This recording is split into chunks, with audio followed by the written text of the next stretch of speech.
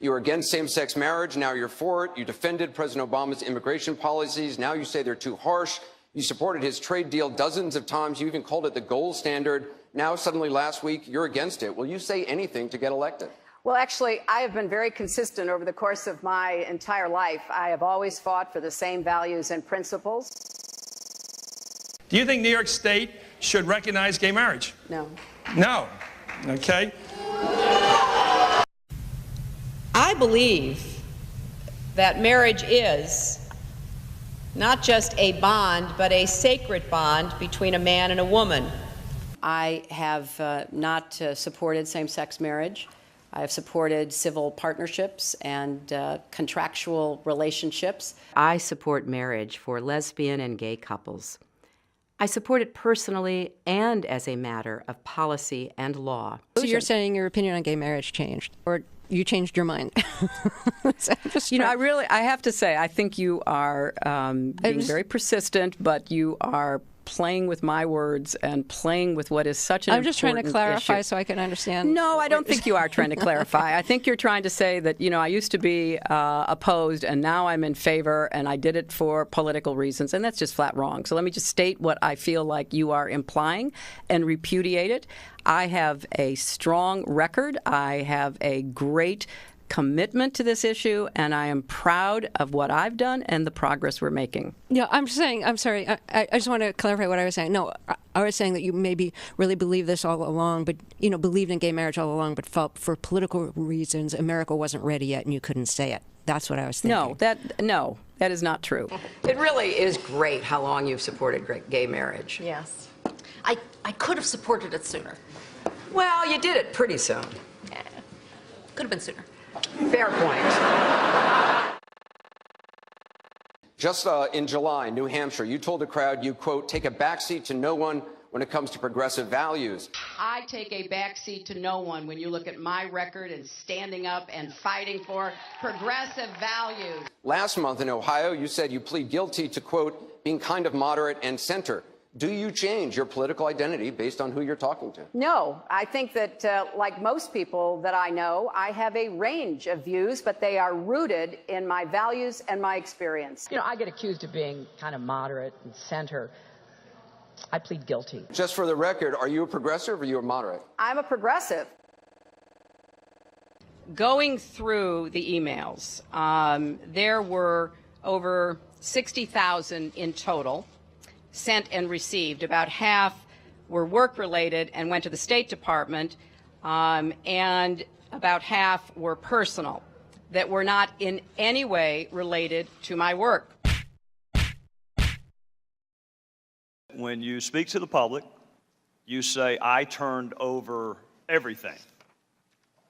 That's, for the most part, a direct quote. When you talk to the public, you say, I turned over everything. 90 to 95% of my work-related emails were in the state system. If they wanted to see them, they would certainly have been able to do so. You know what? That is maybe the 10th time you have cited that figure today. It is. And I have not heard anyone other than you ever cite that figure. Who told you that 90 to 95% of your emails were in the State Department system? Who told you that? We learned that from the State Department in their analysis of the emails that were already on the system. The Inspector General report found that less than 1% of State Department emails, record emails, were captured. So they give a number of less than 1%, and you give a number of 90%. I have absolute confidence that everything that could be in any way connected to work is now in the possession of the State Department. This pile represents the emails that you sent or received about Libya in 2011, from February through December of 2011. This pile represents the emails you sent or received from early 2012 until the day of the attack. There are 795 emails in this pile. We've counted them. There are 67 emails in this pile in 2012. And I'm troubled by what I see here. I can only conclude by your own records that there was a lack of interest in Libya in 2012. The server contains personal communications from my husband and me. Only time I got on the internet, I did 2 emails, and I ordered Christmas presents from a reservation. Otherwise, I found people said embarrassing things on emails. I didn't want to be one of them.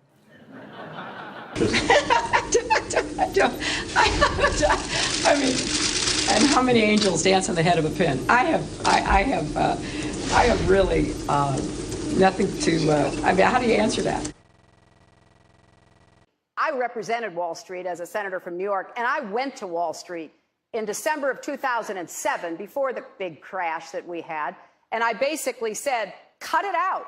Quit foreclosing on homes. Quit engaging in these kinds of speculative behaviors. Now, who's exactly to blame for the housing crisis? I think there's plenty of blame to go around. Home buyers who paid extra fees to avoid documenting their income should have known they were getting in over their heads. Of course, we have to deal with the problem that the banks are still too big to fail. We can never let the American taxpayer and middle-class families ever have to bail out the kind of speculative behavior that we saw.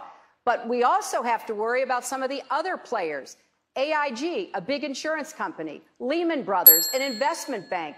There's this whole area called shadow banking. That's where the experts tell me the next potential problem could come from. So I'm with both Senator Sanders and Governor O'Malley in putting a lot of attention onto the banks. And the plan that I have put forward would actually empower regulators to break up big banks. I represented New York, and I represented New York on 9/11.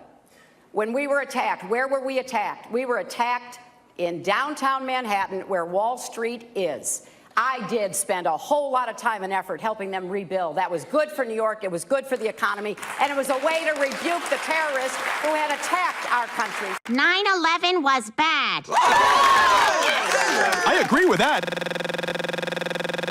Time and time again, you hear one thing in speeches, and then you see a campaign that has the worst kind of tactics, reminiscent of the same sort of Republican attacks on Democrats. Well, I am here to say that it is not only wrong, but it is undermining core democratic principles. Since when do Democrats attack one another on universal health care? I've looked at the legislation that Senator Sanders has proposed, and basically he does eliminate the Affordable Care Act, eliminates private insurance, eliminates Medicare, eliminates Medicaid, TRICARE, Children's Health Insurance Program. Just because Senator Obama chose not to present a universal health care plan does not give him the right to attack me because I did.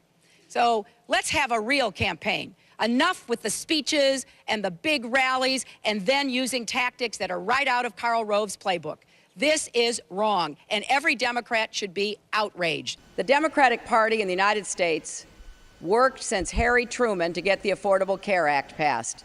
So shame on you, Barack Obama. It is time you ran a campaign consistent with your messages in public. Hillary Clinton's attempt to tout her foreign policy experience hounded her again on the campaign trail today. I made a mistake in describing it. She claimed she misspoke last week and was sleep deprived when she described landing under sniper fire in Tuzla, Bosnia, something that didn't happen. But CBS News has found several times in the past few months when Senator Clinton used the Bosnia trip to try to show her international experience. December in Iowa. We landed in one of those corkscrew landings and ran out because they said there might be sniper fire. I don't remember anybody offering me tea on the tarmac when that was happening. Then in February. The welcoming ceremony had to be moved inside because of sniper fire. And last week. I remember landing under sniper fire. We basically were told to run to our cars. Now that is what happened. Some differing accounts of your trip to Bosnia, and I'm wondering if you can clarify. I know you recalled, ducking under sniper fire, and Sinbad in his account, who was on the trip, he said that the most dangerous part was remembering where he was going to eat next. He's a comedian, Jeff. He's a comedian. So you actually recall, hearing gunfire, and were you when we were flying into Bosnia, we came in a evasive maneuver. There was no greeting ceremony, and we basically were told to run to our cars. Now, that is what happened. After CBS News video showed what really happened when she landed and greeted officials, Senator Clinton maintained there were risks, but explained to the Philadelphia Daily News why she was seen on the Bosnian tarmac greeting a young child if it was really so dangerous. I was also told that the greeting ceremony had been moved away from the tarmac, but that there was this 8-year-old girl, and I said, well, I can't rush by her. I've got to at least greet her. So I greeted her, I took her stuff, and I left. Now, that's my memory of it. Good to see you. Once again, her memory doesn't match our videotape. She and her daughter Chelsea lingered on the tarmac to greet U.S. military officials, took photos. There was the group of 7th graders on the tarmac, too. And then Senator Clinton walked to the armored vehicle where she did eventually duck and enter. It was one of the highlights of President Clinton's first term, passage of the North American Free Trade Agreement, also known as NAFTA. Critics blamed NAFTA for the loss of manufacturing jobs in industrial states, including Ohio and Pennsylvania. Hillary Clinton helped get NAFTA approved. She held at least 5 meetings to strategize about how to win congressional approval. She helped the White House block opposition from labor and environmental groups, and she was the featured speaker at a crucial meeting. Participants in that event said, quote, her remarks were totally pro-NAFTA. There was no equivocation for her support for NAFTA at the time. You know, I have been a critic of NAFTA from the very beginning. My concerns about NAFTA expressed years ago have been well documented and verified. I didn't have a public position on it. I have spoken consistently against NAFTA. And if you look at what I have been saying, it has been consistent. I have been consistent. You can go back and look at from the very beginning. I was one of the voices in the administration warning about NAFTA. You said it was good on balance for New York and America in 2004, and now you're in Ohio, and your words are much different, Senator. The record is very clear. Well, you don't have all the records because you can go back and look at what I've said consistently. Oh, I think that everybody is in favor of free and fair trade, and I think that NAFTA is proving its worth. I think on balance, NAFTA has been good for New York and America. Was NAFTA a mistake? NAFTA was a mistake to the extent that it did not deliver on what we had hoped it would. Your opponents are saying that that's really part of a larger pattern with you, that you often avoid taking firm positions on controversial issues.